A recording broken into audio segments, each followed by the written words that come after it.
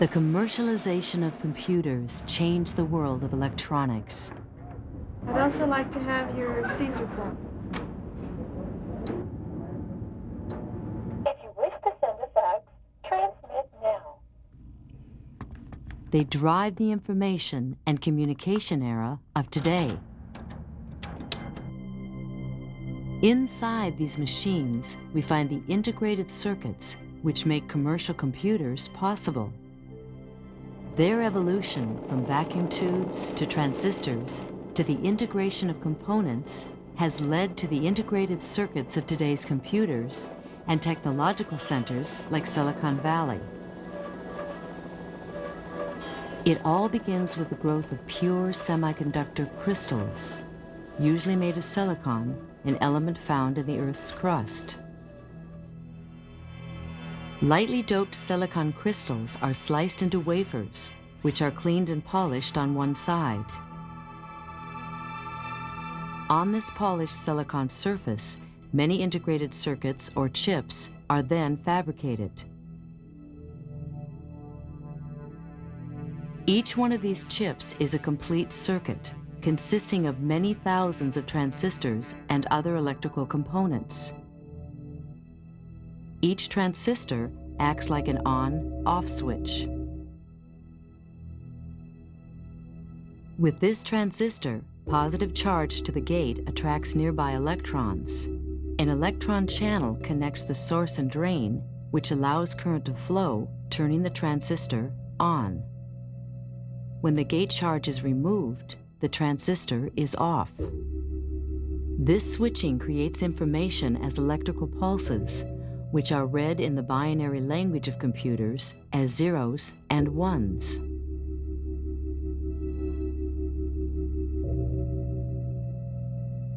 There are several major types of transistors. Some of these transistors are grouped to create tiny circuits called logic gates. These gates follow standard rules, known as truth tables, to perform specific functions. The inverter or NOT gate, for example, automatically changes the input to its opposite. These simple logic gates are the building blocks used to design integrated circuits. By properly combining simple logic gates, a designer can create complex functions to implement a vast array of useful operations. As semiconductor technology has developed, the number of components and the complexity of integrated circuits have drastically increased. Today's circuit designs require advanced computers and specialized software to help a designer complete a design without errors. The end product of the design process is the geometrical layout information, which controls where the transistors will be located and how they will be interconnected.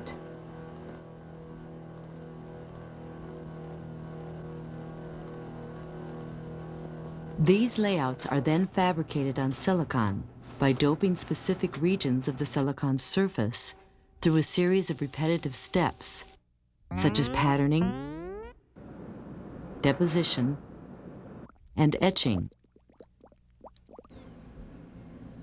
After the wafers have been fabricated, they move on to testing and packaging.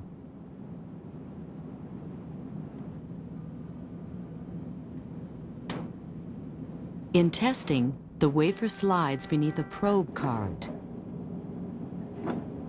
Thin metal probes make contact with each pad on the circuitry, testing the flow of electrical current. A computer keeps track of which circuits have failed. In the inking machine, the failed circuits are marked with a black dot.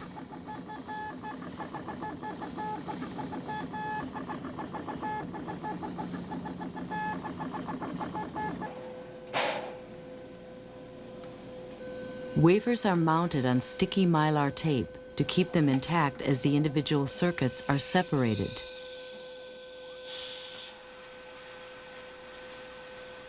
An optical scanner aligns the wafer by checking specific points. Then, in soapy streams of water, a diamond saw cuts through the silicon wafer without cutting the tape beneath. The dies on the wafer are separated, but they remain attached to the tape. In die attach, a camera scans the individual die on the wafer. The electronic eye detects the ink blots that mark the failed chips and skips them. The good die are removed. Adhesive is placed in the cavities of a strip containing 4 lead frames. Each die is properly positioned and placed on the adhesive.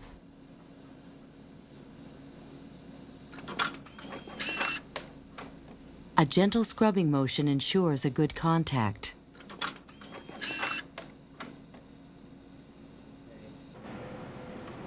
In an oven, the strips are exposed to high temperatures to cure or harden the adhesive.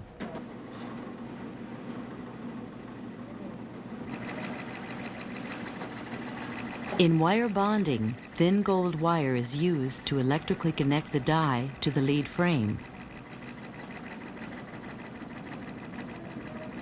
The thread bonds to the pads on the die and to the lead fingers of the frame.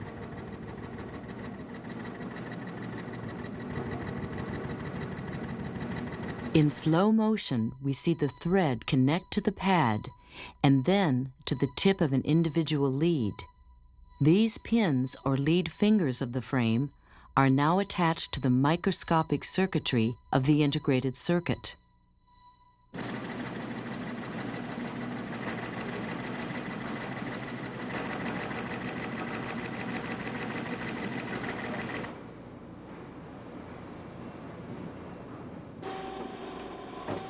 To protect the circuitry and its fragile wire bond, the devices will now be encapsulated in hard plastic.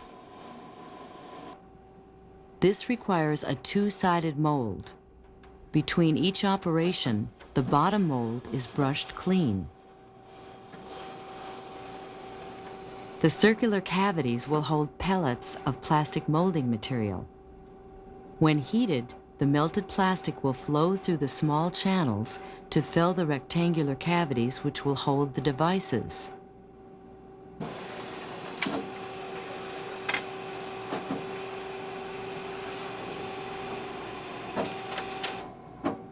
After several minutes, the encapsulation process is complete.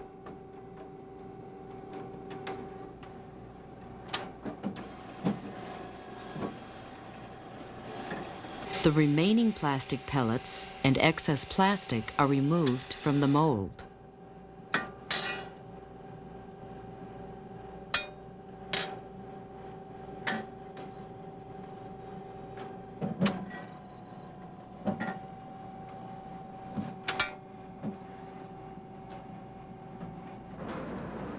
The leads are now prepared for plating.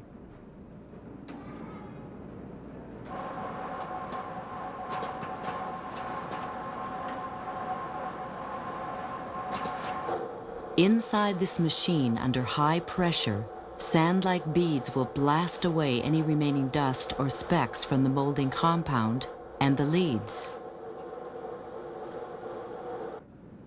In ovens, the plastic molding is fully cured so it can withstand the plating process.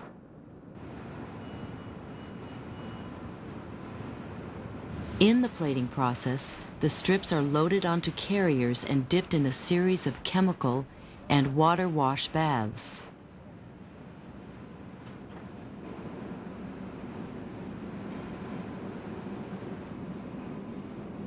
In the plating baths, with anodes of tin and lead, the leads are plated with a layer of solder so that the chips can be easily attached to a printed circuit board.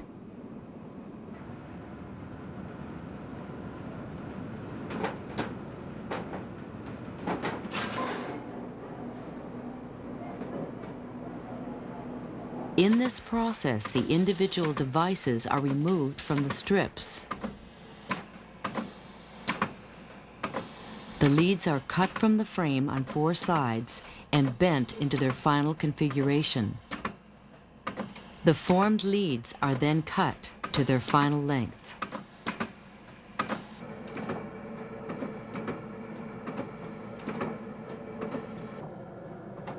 The chips are punched out of their frames, and each one is now an individual package. The individual chips now undergo testing. They are loaded onto burn-in boards, which will be placed in ovens. These boards consist of many electrical sockets. When connected, they allow electrical contact with each chip.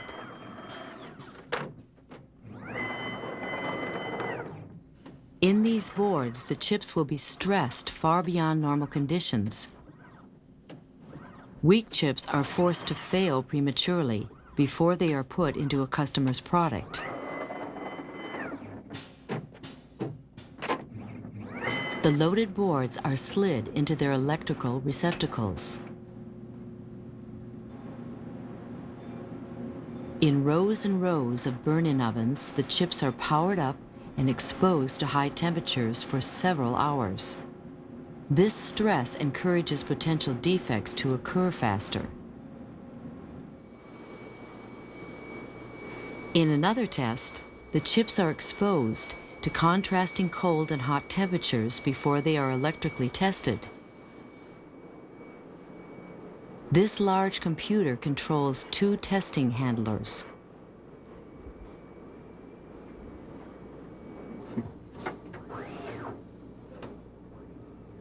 Inside the handler, we see the chips move to the testing region.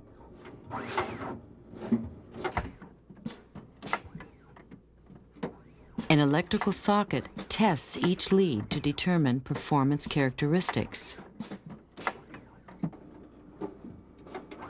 Depending on the test results, the chips are sorted as those that meet specified requirements, those that meet lower requirements, and those that have failed.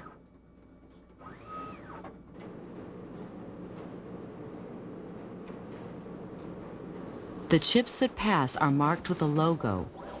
They are laser marked, visually inspected, and packaged for distribution. Soon, these chips will be placed on a printed circuit board. The maze of transmission lines are the conductive paths that signals use to travel between chips and to the outside world. In this cross-section of a circuit board, we see these transmission lines are routed through several different layers using channels called vias.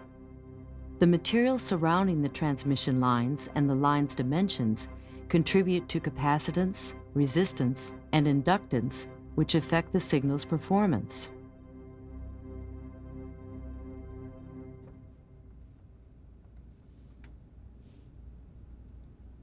As with chip design, computer-aided design programs facilitate line geometry and routing, as well as the layout testing of printed circuit boards.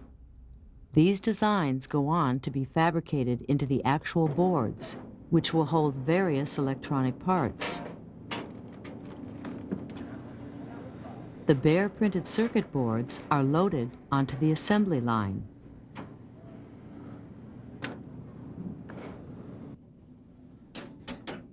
The boards are aligned by verifying known patterns with a video camera.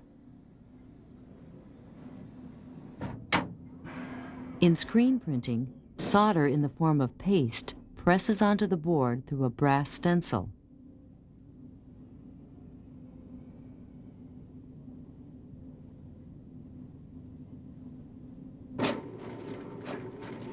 Pick-and-place machines automatically inspect each electrical component before placing it where the solder paste was deposited.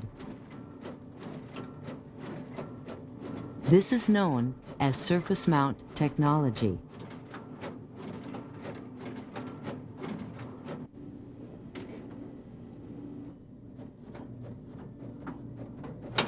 Because of the various sizes and assembly requirements of the components, several different machines are used.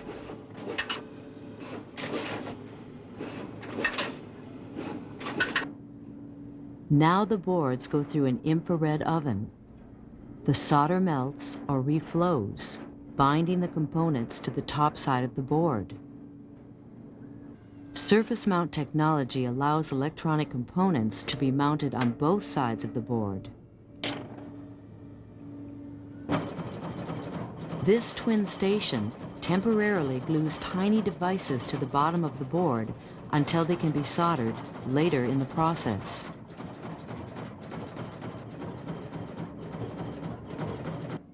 The circuit board is again subjected to infrared reflow to harden the glue and then flips back to the top side. The other way of placing parts on the board is the through-hole assembly process. Here, electronic components with wire leads are inserted through holes in the circuit board.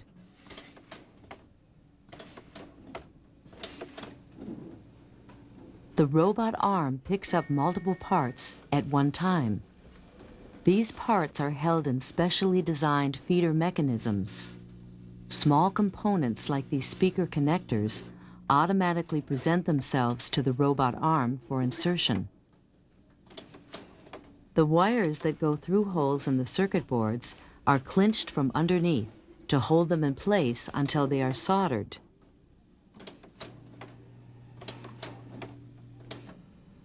This eyelet setter, or rivet press, secures any large connectors located at the edge of the board which need extra strength. The circuit board now contains all of its components. An operator makes a final visual check.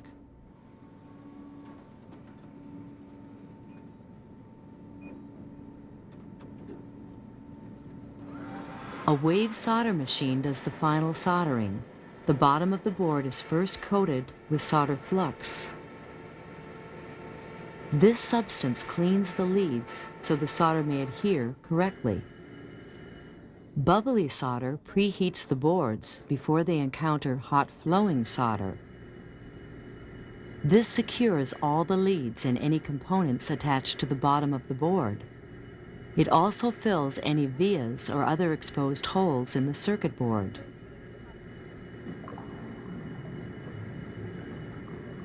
From beneath, we see the hot solder just touches the wire leads. The boards go on to be washed to remove contaminants and any remaining flux before they are electrically tested.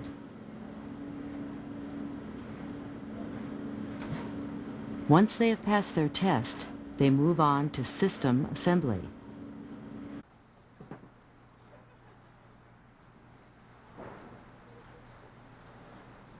The boards are placed in a computer casing. The speaker assembly and the data cables for the disk drive are then installed. The disk drive mounting bracket, along with the floppy drive, are inserted. The hard drive snaps into place and the drive power and data cables are attached. The power supply for the computer is installed, and the system is fired up to prepare it for the first phase of testing. Additional temporary memory and test cards are installed that allow software to exercise all areas of the system. An operator monitors the testing and verifies that the system is running correctly.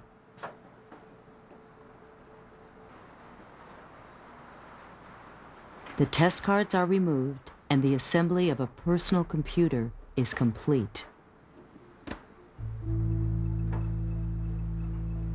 What allows hardware like these machines to perform various useful operations is the flexibility of software.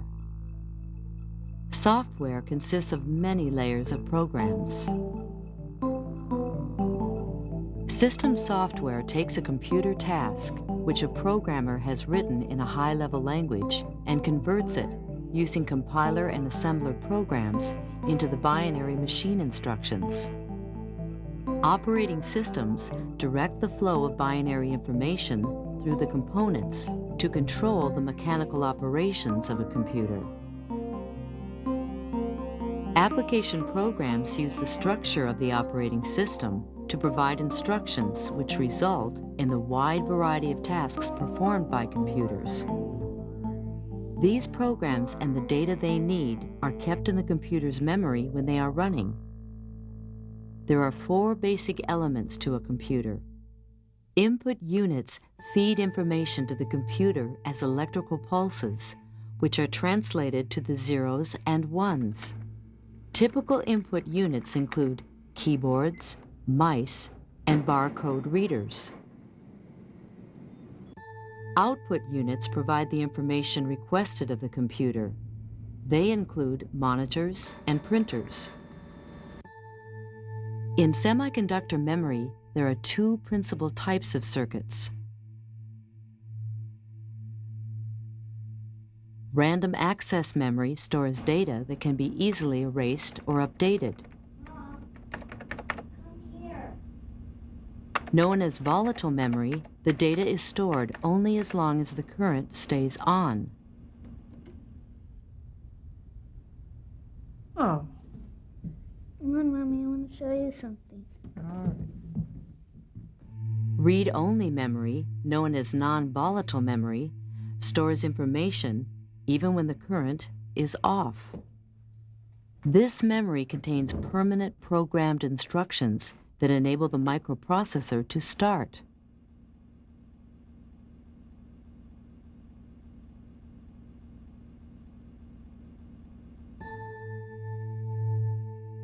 The processor, also known as the central processing unit, is considered the brain of the computer.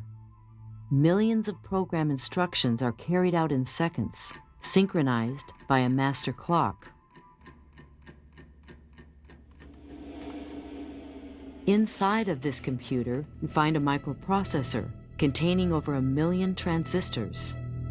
The speed of a signal traveling through these transistors affects the computer's performance.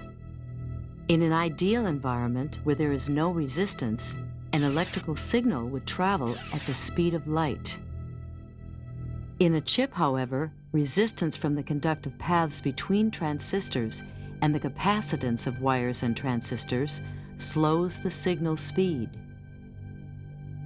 Most of the speed is lost, though, on the circuit board, where the signal faces an obstacle course of long transmission lines, inhibiting materials, and the chip's packaging.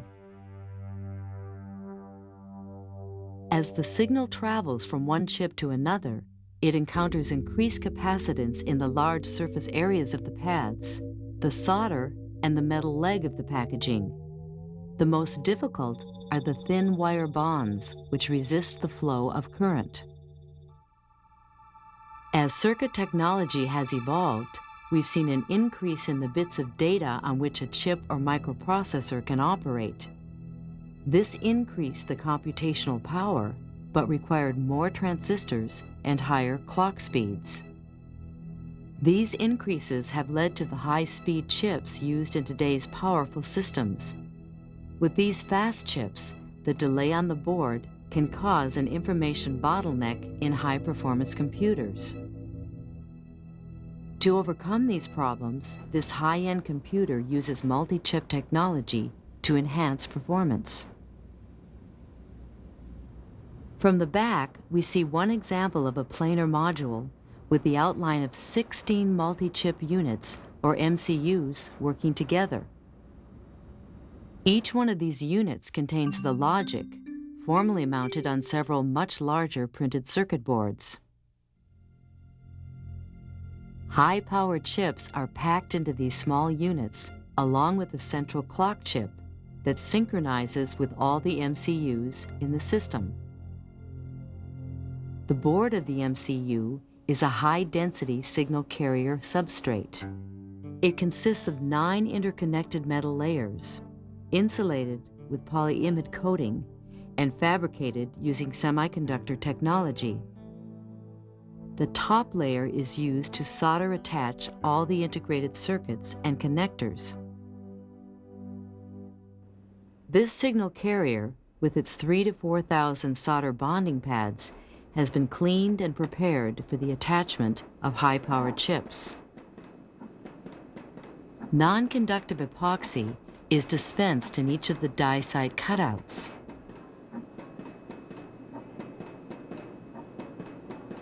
The epoxy is filled with microscopic diamond particles which conduct the heat away from the die, while the die remain electrically isolated from the substrate and from each other.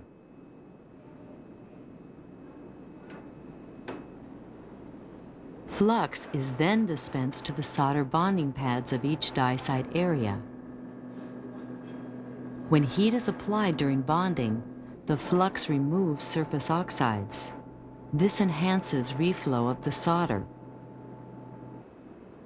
In die bonding, this manufacturing facility uses 3 separate machines to accommodate the 3 sizes of fast chips used in the multi-chip units.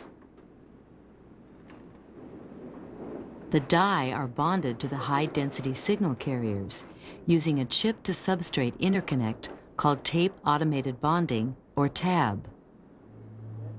This TAB chip is densely packed with leads on all 4 of its sides. From the back, we see the inner leads fan out to the outer leads where the bonding will occur.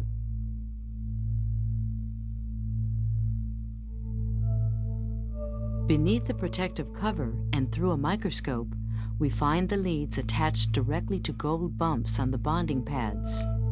This technology eliminates the high inductance created by the thin wire bonds of traditional packaging. Once the chip is cut from its frame, it is carefully aligned for placement.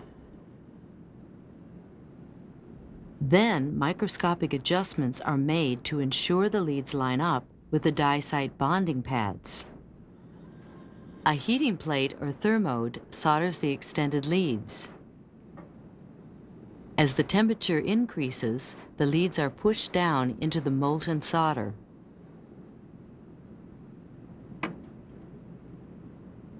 The epoxy beneath the chips is solidified in a furnace, while a specially designed fixture applies pressure to each chip.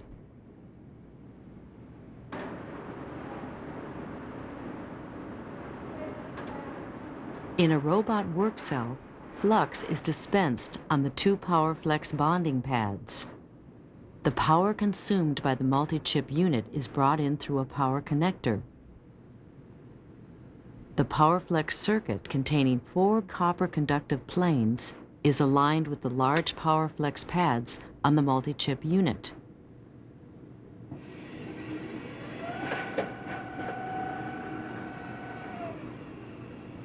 Thermode presses against the PowerFlex leads to bring them in contact with the pad.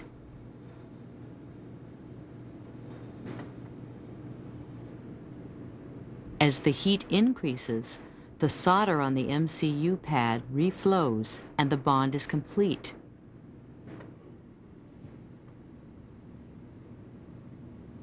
The process is repeated with the second connector on the opposite side.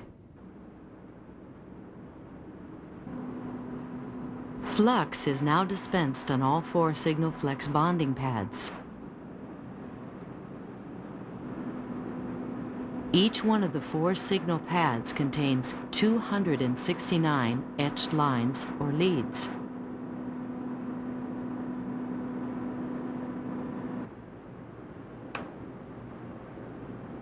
Signal Flex connectors, consisting of 2 metal printed layers, transmit the signal between the high-density signal carrier and the planar module.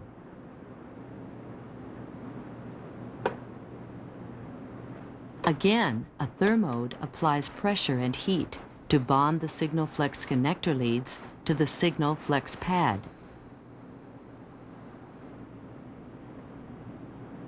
Each one of these raised gold bumps connects to a signal lead on a chip.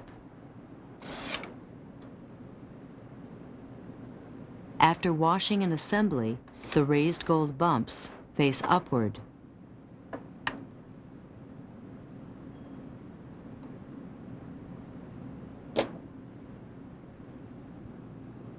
Near the clock chip, a unique serial number is encrypted by interconnecting special pads. Using this number, a computer, if necessary, can review the manufacturing history of the MCU without having to remove it.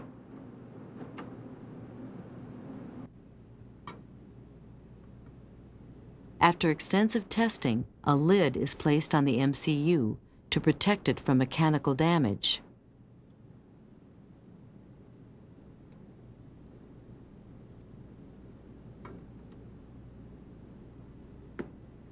Finally, a pin fin is attached to the back side of the signal carrier. Much like our own bodies, the faster a chip runs, the more heat it releases. When these high-powered chips are operating, air is blown through the pins to dissipate the heat. These multi-chip units go on to be assembled into the planar modules used by this high-end computer. Producing computers requires many manufacturing industries and research from a wide variety of academic disciplines.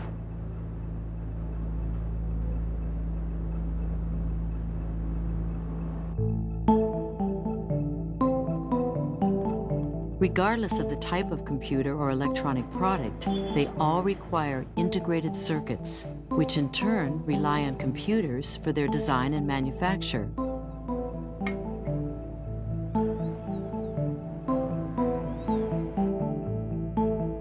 Today, it takes computers to make computers. And of course, a highly trained workforce to tell them how to do it and supervise the process.